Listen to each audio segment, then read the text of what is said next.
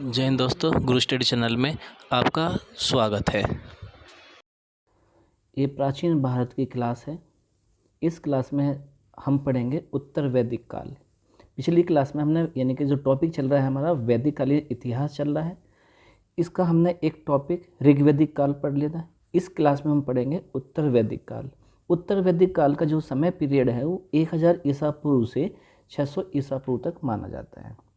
Topic शुरू करने से पहले जो भी हमारे प्लेटफॉर्म पे नया आया है या पुराना है, जिसने हमारा चैनल सब्सक्राइब नहीं किया, तो पहले हमारे चैनल को सब्सक्राइब करें, लाइक करें और शेयर करें।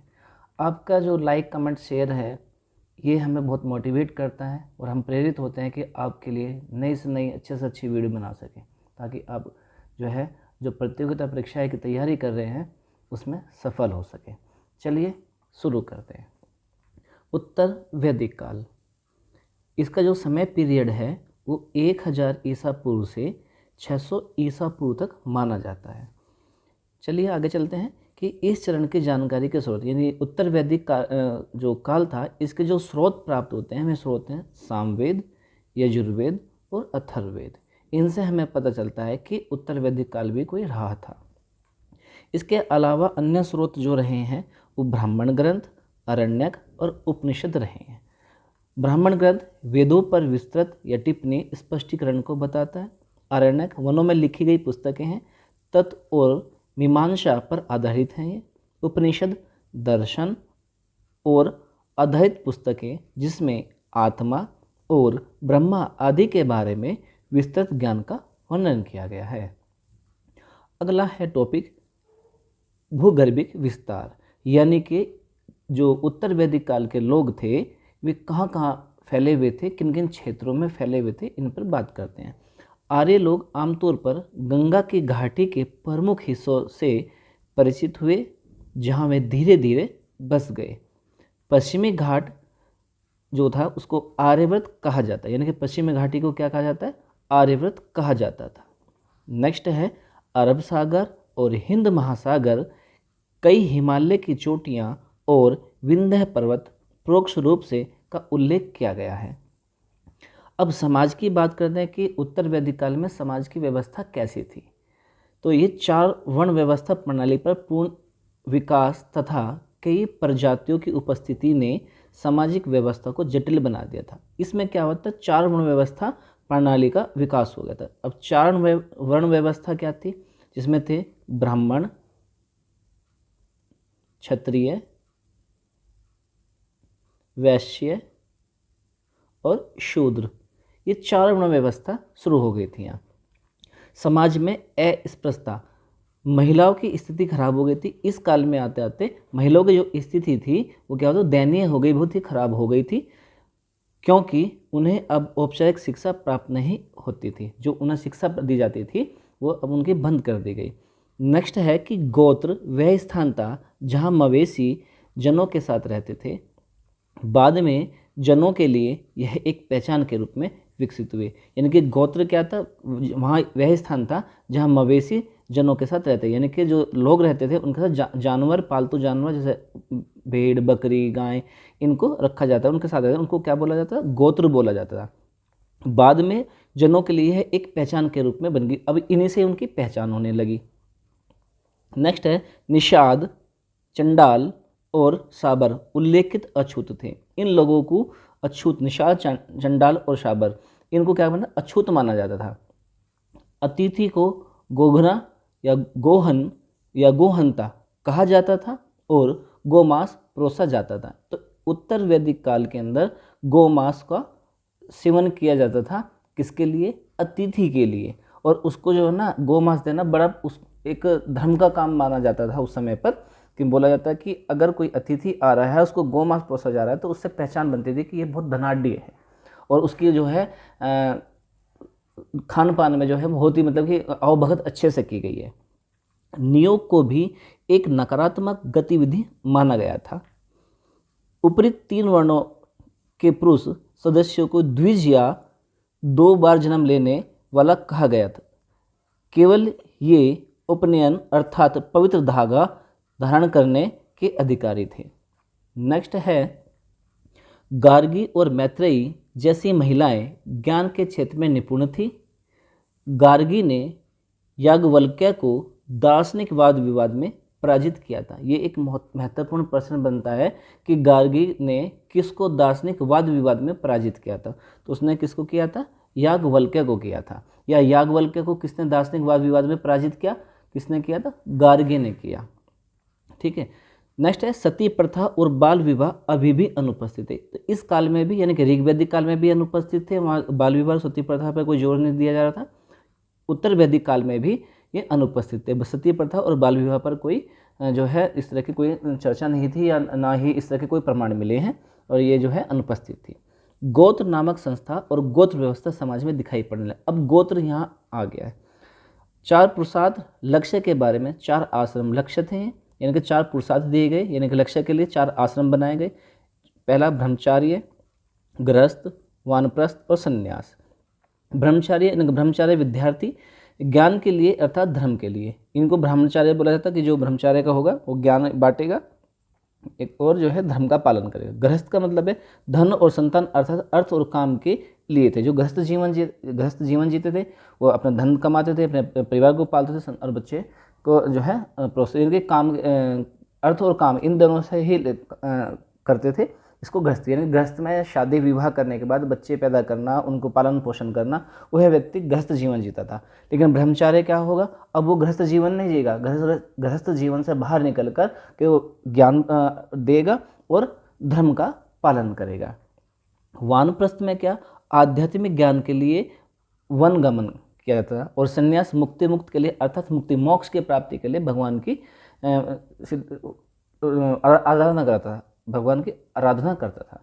अब है नया टॉपिक राजनीतिक व्यवस्था। कि राजनीतिक व्यवस्था कैसे रही? कि जनों का विकास जनपद के रूप में हुआ। हस्तिनापुर और इंद्रप्रस्थ कुरु जनपद की राजधानियाँ थी। हस्तिनापुर और इंद्रप्रस्थ किसकी? कुरु जनपद की राजधानियाँ थी। तो ये भी क्वेश्चन आ जाता है कभी कभी कि कुरु जनपद की राजधानियाँ कौन थी? तो हस्तिनापुर और इंद्रप्रस्थ। क्षेत्र के लिए जनपदों के बीच बार बार युद्ध होते थे।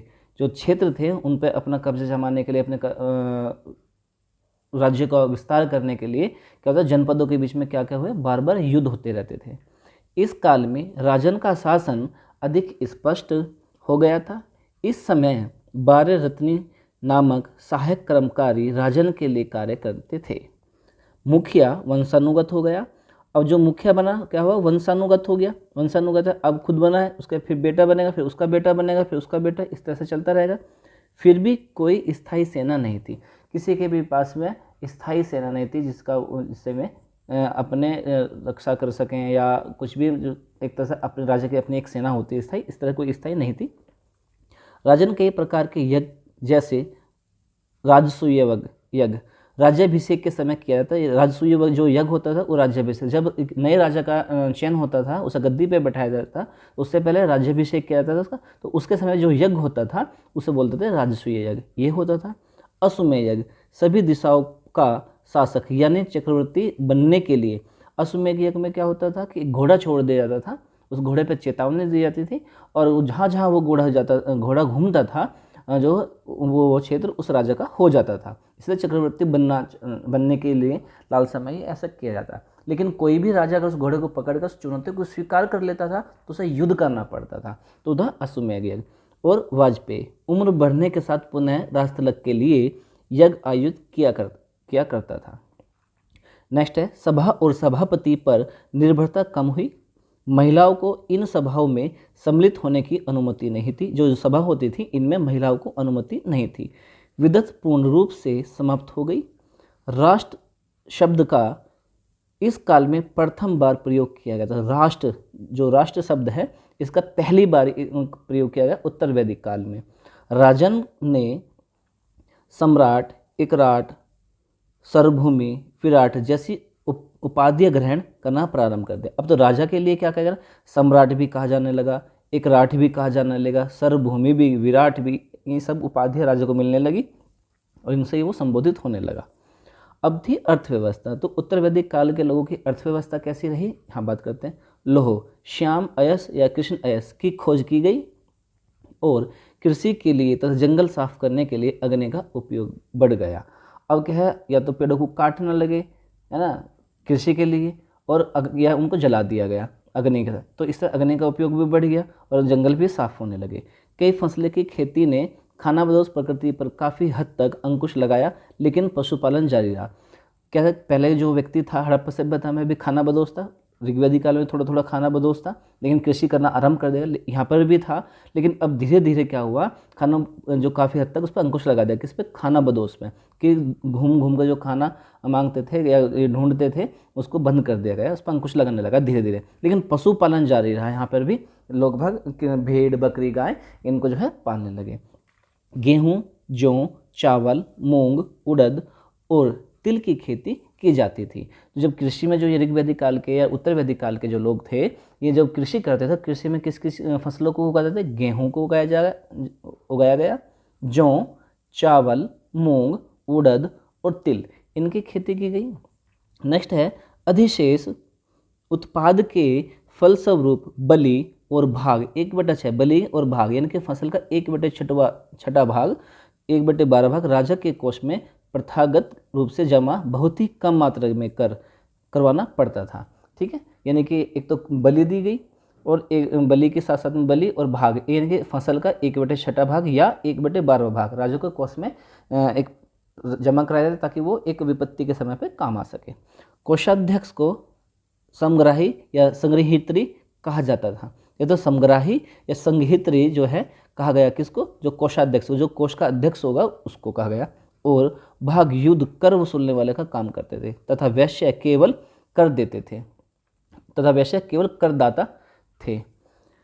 माना जाता है कि सतनाम, निष्क और कृशल नामक सिक्कों का प्रयोग किया गया जाता था। जो सिक्के थे वो कैसे, सतनाम, निष्क और कृष्णल, ये इस तरह के सिक्के प्रचलन में थे, लेकिन इनका कोई पुरातात्विक प्रमाण नहीं प्राप्त हुआ है। इस तरह का जो है प्रमाण नहीं मिले, लेकिन अनुमान लगाया जाता है कि इस तरह के सिक्के चलन में होंगे।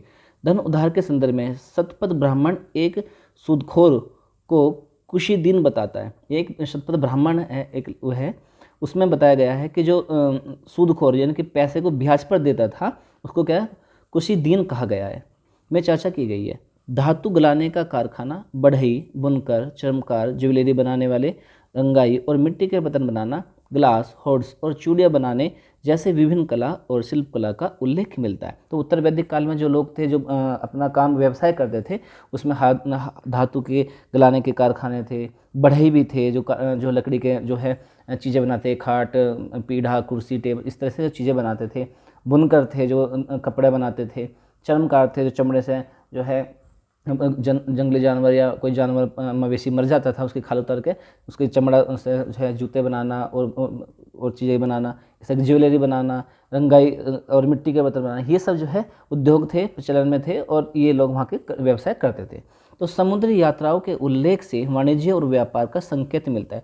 समुद्री यात्राओं से पता चलता है कि ये लोग क्या है व्यापार करते थे। व्यापार किससे करेंगे, पड़ोसी देशों के साथ में व्यापार करते थे।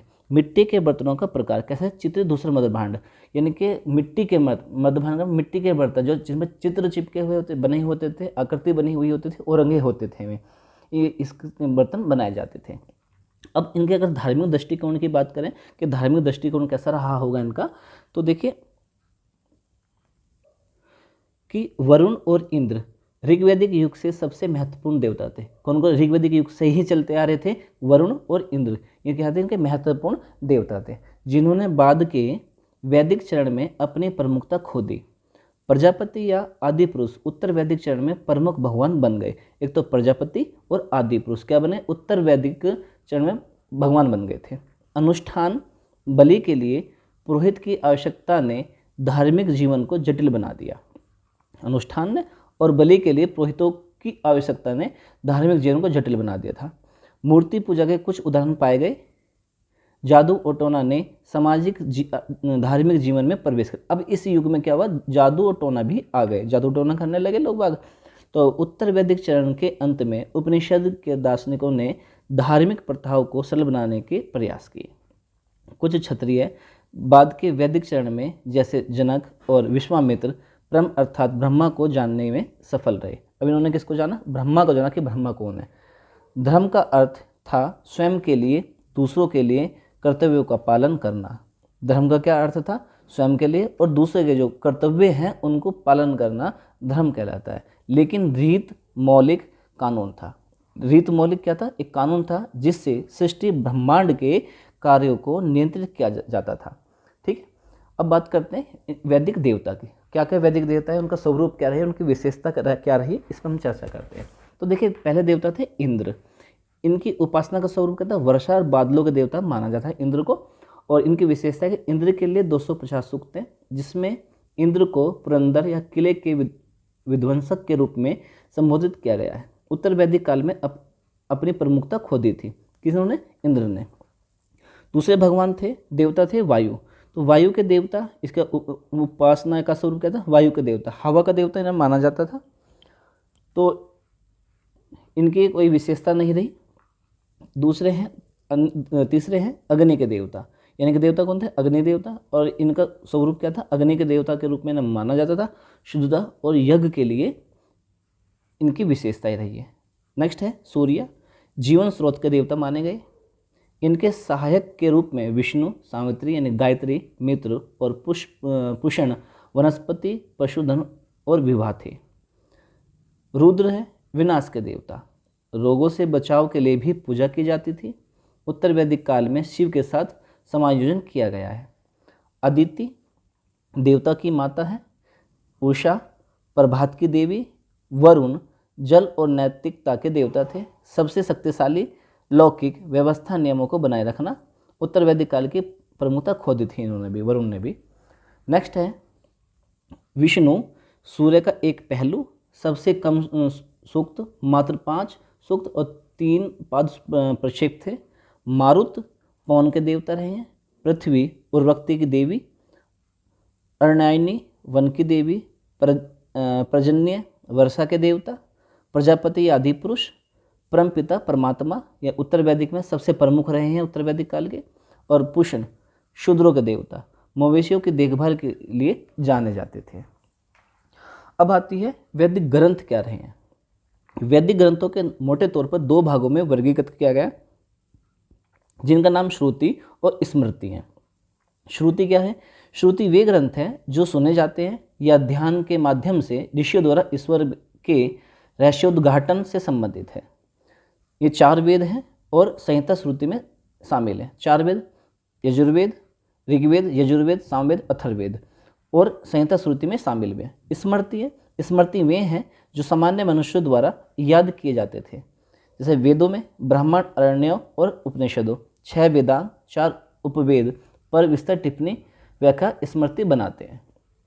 नेक्स्ट है वेद कौन से हैं, उनसे संबंधित ब्राह्मण क्या रहे, उपवेद क्या रहे, उपनिषद क्या रहे, पुरोहित कौन थे और इन पर टिप्पणी क्या क्या रही। पहला है ऋग्वेद। तो संबंधित ब्राह्मण या उपवेद क्या रहे, एक रहे, और कौशिक की ये जो है इसके क्या रहे, ब्राह्मण रहे हैं। उपवेद रहे धनुर्वेद जो युद्ध कला से संबंधित है, इसका उपवेद था ये। उपनिषद क्या रहा, इतरेय और कौशिक की जो है इसका उपनिषद रहा है। होर्त क्या था, इसका पुरोहित थे। इस पेट में सबसे प्राचीन पाठ था ये। सूक्त कई देवताओं को समर्पित, विशेषकर इंद्र के लिए। विषय क्या रहा, वस्तु जीवन, मृत्यु, सर्जन, बलि और सोम यानी कि ईश्वरीय सुख, ये इस पर टिप्पणियाँ रखी गई हैं। सामवेद की बात करें तो सामवेद के संबंधित कहते हैं षड्विश, पंचविश उपवेद रहा। गंधर्ववेद जो संगीत से संबंधित था। उपनिषद क्या रहा, छंदोग्य, केन और जैमिनीय। उद्गार था पुरोहित इसके। संगीत पर प्राचीन पुस्तक यह के साम्राग और रागिनी, ऋग्वेद से प्रेरित काव्य था। ऋग्वेद से प्रेरित एक काव्य रहा है। नेक्स्ट है वेद यजुर्वेद। इसके जो संबंधित ब्राह्मण थे वो तैत्तिरीय और शतपथ थे। उपवेद थे स्थापत्य वेद जो इसकी स्थापना संबंधित है। और उपनिषद तैत्तिरीय, कंठो, ईश, श्वेताश्वर जो है इसके क्या रहे हैं उपनिषद। पुरोहित अध्वर्यु जो है इसके पुरोहित रहे हैं। टिप्पणियाँ हैं बलि और संस्कार गद और पद दोनों में रचित। 2 संबंधित संहिताएं शुल्क और कृष्ण यजुर्वेद। अथर्ववेद गोपथ उपवेद कह रहे। आयुर्वेद जो चिकित्सा से संबंधित रहा है। उपनिषद मांडुक्य, प्रश्न, मुंडको। पुरोहित ब्राह्मण इसका पाठ नहीं किया जाता है। जादू टोने से संबंधित रहा है। कृषि उद्योग से, शिल्प, पशुपालन, बीमारी का उपचार और जो है गैर आर्य द्वारा रचित था ये। अब बात करते हैं ऋग्वेद की। पहला रहा मैं ऋग्वेद, ये वैदिक देवताओं की स्तुति है, सबसे प्राचीन विशाल वेद है। दूसरा है यजुर्वेद, यज्ञ के संपादन की विधि है, यह गद्य एवं पद्य दोनों में रचा गया है। तीसरा है अथर्ववेद, संस्कारों और कर्मकांडों का वर्णन करता है। चौथा है सामवेद, छंदों के गायन की विधि संगीत की सर्वप्रथम जानकारी इससे मिलती है, सामवेद से।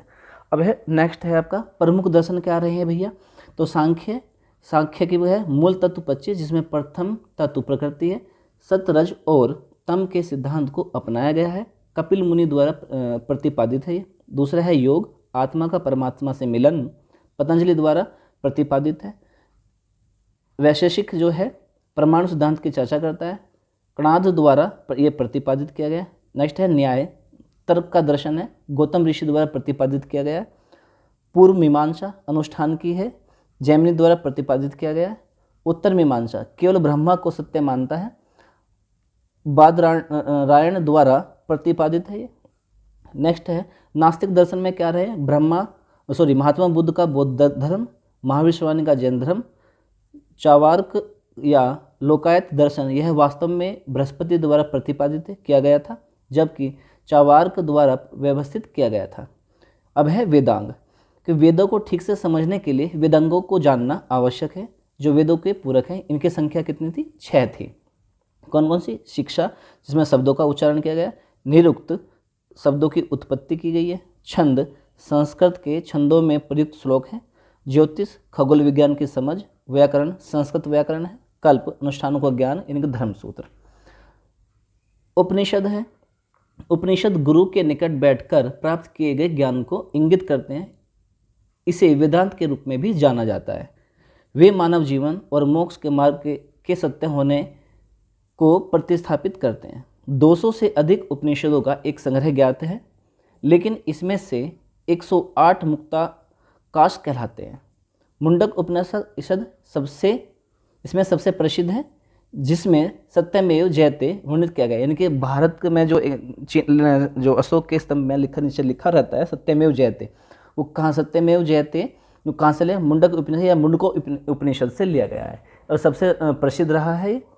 नेक्स्ट है अधिकारी और वैदिक काल में उनकी रूपरेखा क्या रही है। देखिए जो है ब्रजपति रहा है, जीवा ग्रीभा, गोप्ता, सेनानी, प्रधान, ग्रामीणी, भागदूग, कुलपति, महिषी, इस तरह इनका जो है रूपरेखा कह रही है। चारागा ये कौन थे, बृहस्पति चारागा भूमि से अधिकारी प्रभारी थे, जीवाभिगा पुलिस अधिकारी थे, गोप्ता राजा, सेनानी सर्वोच्च सेना का प्रधान था, प्रधान कौन था, मुख्य न्यायाधीश, ग्रामीणी गांव के प्रमुख, भागदूध राजस्व अधिकारी, कुलपति परिवार का मुखिया, महिषी मुख्य रानी, इस्पासा जासूस और संविदवाहक, सूत राजा का सारथी, छता प्रबंधन का रक्षक, मध्यमासी विवाद हल करने वाला, तक्षण बढ़ई, पालागल दूत, संहित्री कोषाध्यक्ष, गोविकर्ता जो है जंगल विभाग का प्रधान अधिकारी था, अक्षवाक्ष लेखाकार, पुरोहित सर्वोच्च आदेश का पुजारी, गोहता अतिथि।